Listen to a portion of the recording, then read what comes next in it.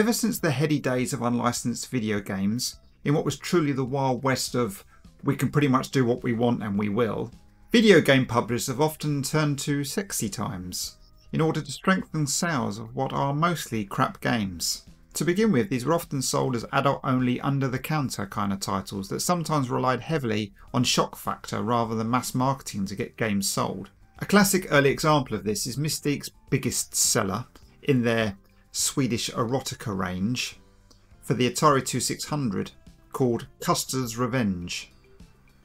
This game ticks all the boxes. Racism and rape aplenty as General Custer dodges raining arrows to get to a tied up American Indian woman wearing just his hat and his hued appendage. Naturally, the game caused outrage across several groups at the time and was eventually withdrawn, but not before the game's publishers tried to defend the premise of the game, saying it was all willing and consensual and a bit of fun. Yeah, okay. You score the big points in this game by getting the general to rape an Indian woman tied to a stake. Well, if you look at what they represent, raping, racism, violence, pornography, militarism, all the worst kinds of things in society which we would like to eliminate. So I think that they're very detrimental. Mystique continued in this vein with such classics as Beat 'em and Eat 'em, which I can only assume is something to do with an ice cream eating competition, looking at this rather incredible artwork. Ice cream. Now, the one redeeming feature with all these games is at least they made it very clear that they weren't for kids. They were also very kind in offering a solution to left-handed players too. So were very thoughtful towards their target audience. Now fast forward to a 12-year-old me back in 1986. I owned a ZX Spectrum back then, and my first memory of playing anything slightly risque on the humble specky was good old Samantha Fox's Strip Poker. Now, to the uninitiated among you, Sam Fox was known as a page 3 girl in the UK. The sadly popular Sun newspaper would include a topless picture daily on its third page, which at the time was considered perfectly fine and normal. 12-year-old me could quite easily walk into a newsagent's and browse these pictures and ogle at Sam's Bristols, which is another UK rhyme in slang thingy. But now, I could play strip poker against her. Wow! Well, not really. You see, my parents would have had no clue if I was playing this game, even if they sat there and watched me play it. The pixelated Miss Fox was barely recognisable, clothes on or not. Why would I go to such lengths to try and get her to get her top off on a game I didn't really understand, when I could pop to my local newsagents and see a topless picture of her for free? I suppose the Commodore version was marginally better. I do remember seeing this at a friend's house, but even that was a stretch. At least the final screen on the Commodore version had a rather excellent Rob Hubbard music to soften the underwhelming pixelated offering. On the Spectrum we got the full undress, although it gave the rather shitty music a bad case of the hiccups.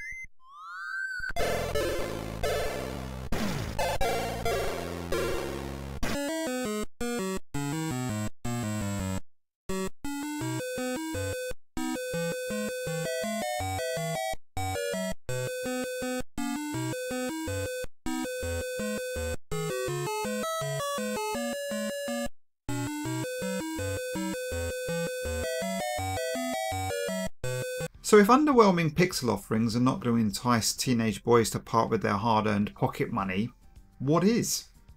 Well, why not slap a page 3 girl on the front cover of the game and give the lad a free poster to stick on his wall? Palace Software did just that with their 1987 hit Barbarian, the Ultimate Warrior. Now, why this game was a huge hit with me and my friends anyway may well have been twofold. And no, it didn't include this chap's show me your best barbarian face modelling abilities, but probably more so Maria Whittaker's bikini-clad princess who needs rescuing from the evil wizard. Oh, and head chopping with blood. Yes, we liked head chopping with blood.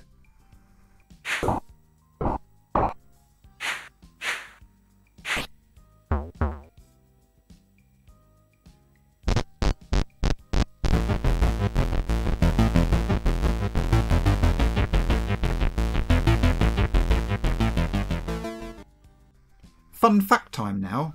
The constipated barbarian chap is actually Wolf from Gladiators. Now the face makes sense.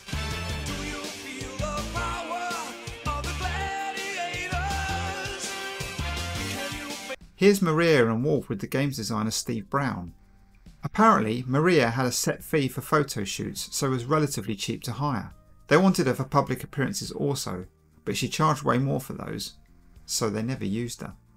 The Commodore version had the best ending for any game though, with Maria extremely grateful for being rescued by the hunky wolf Barbarian.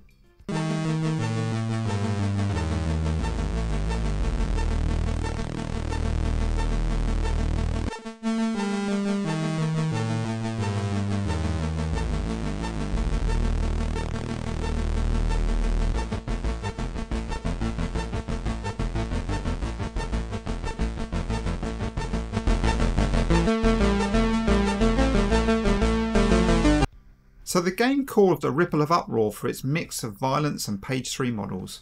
German copies of the game had to have the blood turned green and Maria removed from the covers to not be banned. The press at the time had mixed views regarding it all, which again seems odd given the readily available photos printed in some of the red top newspapers. Crash magazine seemed to take more flack than the game did though here in the UK, with their rather brilliant Oliver Frey piece of artwork to advertise the game on the front cover, which equally got quite a bit of backlash. Crash was inundated with letters of complaint. Nearly all of these were aimed at Oliver Frey's artwork and not Miss Whittaker's appearance on the box art. It seemed violence was considered more of an issue in video gaming than the use of semi-naked page 3 girls. Angela Cook's letter to Crash is probably the finest I've ever seen. Do you realise that 9 and 10-year-olds and even younger see this mag? Do you realise what you are doing to their subconscious, in fact their conscious direct? You are dealing with evil. We know that the devil is the prince of this world although his time is limited, but unfortunately he is very very clever and uses many people to his gain, especially those in the media. Crime has risen appallingly in recent years, with a horrific rise in 13 to 15-year-olds involved in violent crimes. They feed off this kind of stuff. I ask you as a very concerned parent and Christian, clean up your mag, refuse to print foul pictures and games, such things are noted in heaven and God will finally bring them into judgment. Please help bring back love. Make a stand, be different and you'll be rewarded. Meanwhile, seeing Palace's rather successful marketing strategy unfold, gaming house Martech decided they wanted in on the action.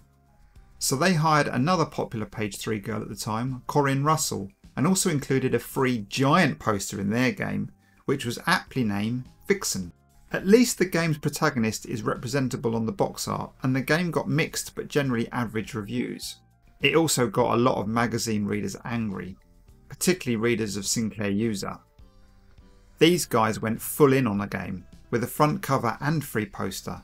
The female editor at the time was trying to make a point regarding what she saw as the little difference between showing half-naked butch guys on her cover versus a woman who's actually fairly covered up and pretty much depicting the character in the game.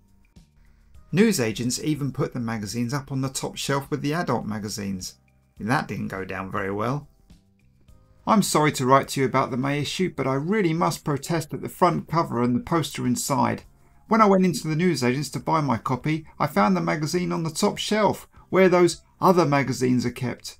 I'm 30 and I was extremely embarrassed by the front cover and having to show it to the newsagents to explain it was a computer mag. My wife was with me at the time and was not too pleased with the looks we were getting from the other customers. If this is the kind of sexist advertising you're going to dish out on the cover, then you can count me out. Now I wonder if his wife made him write in and protest his innocence. Brilliant. Mind you, this one's just as good. Look here, this has got to stop. It's getting beyond a joke when my local newsagents won't sell me a copy of Your Sinclair. First I went in there and I couldn't find any of my beloved magazines. Then, after some searching and neck straining, I spotted it nestling in between the girly mags. Now I'm not saying I'm short, but reaching up to the top shelf can be a little embarrassing when you're only 4'9". After asking someone to get it for me, I went to the cash desk, whereupon I had some pretty hard explaining to do before I was allowed to buy it. In a nutshell, the May issue of Your Sinclair was disgusting. That's just comedy gold. And it wasn't the first time Your Sinclair thought, feck it, and printed something nobody else dared to, as that's exactly what they did with their 1987 September edition when given a free Game Over poster, completely uncensored. Most magazines ran censored advertising for the game, with screenshots hiding the offending nipple or just a reimagined bra. But your Sinclair didn't bother with any of that. The artwork is not even original for the game, having originally appeared on the front cover of the adult illustrated fantasy magazine Heavy Metal. But oddly, I couldn't find any backlash on the offending nipple. So perhaps the outrage at the time was firmly focused on page 3 offerings rather than illustrated ones. Unless of course they were depicting violence, as in Crash's case.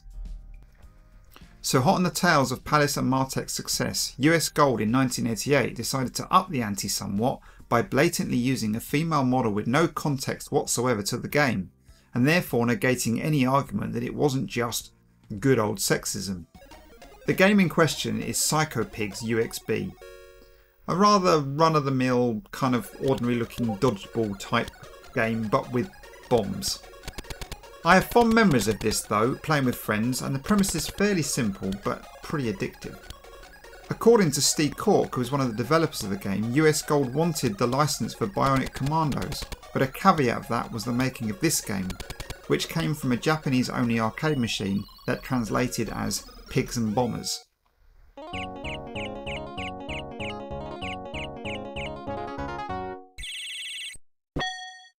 He had a general dislike for the game, which is why one of the pig flicks the middle finger in the intro. He meant that as a commentary on the whole game. He really hated it. But his hatred was nothing compared to the disgust that Joe Public had with the advertisement for the game. Featuring a model wearing skimpy knickers and a lacy top, she covers her boobage with a copy of the game. 2 target audience lads have stopped to look at the billboard, with one saying to the other, "I know which one I'd rather play." Yes, but have you seen the reviews for Psycho Pigs UXB? The reviews were not all that flattering actually, so that backfired, but enough people complained to the ASA for the ad to get pulled, and US Gold were made to look a little foolish offering an apology. So what did we learn from all this? Well, not a lot really. Whilst violence is generally accepted nowadays, with games being properly rated for their target audience, casual sexism, although improved, still very much exists in gaming. With online gaming communities, the boundaries have moved and more challenges lie ahead to make female gamers stop feeling the experiences of sexism and harassment that continues. I feel that this goes beyond gaming though, and outside a small niche set of examples, the use of women in video game advertising in terms of sexual exploitation has all but gone, or if it does exist, not to any extent that it did 20 years ago. So, before we leave, let's have a look at some of the shocking advertisements that were deemed acceptable up to the mid-2000s. The Sega ones I have here are quite unbelievable. I'll show them at the end. Let me know if you think the Sega ones are real. I certainly don't remember seeing any. First up, we go all out with Take-Two Interactive's ridiculous Battle Cruiser 3000 AD PC game from 1986, featuring Joe Guest, who was a popular glamour model at the time. Of course, the advert has no bearing on the game whatsoever and proved that nothing had been learned since the US Gold days. Lad mags were big business around the time, so it made sense for this to creep over into the video game market. Shameless. Another Joe Guess one here that at least has some reference to the game, with the girls giving their pink tank a good wash. Okay. A French Worms advert telling you to console yourself as Worms is now out on the Game Boy and Super Nintendo. Again, what does this have to do with boobs? PS2 time now with Midway's Narc advert. A big bust is about to go down. Okay boys, I see what you did there. Awesome. I have so many questions about this 1999 Rayman Dreamcast advert. I'm not actually sure I know where to begin. And finally, I'll leave you with these 3 Sega adverts. At least the first one covered all the bases. Thanks for watching, and I'll see you all on the next one. Bye for now.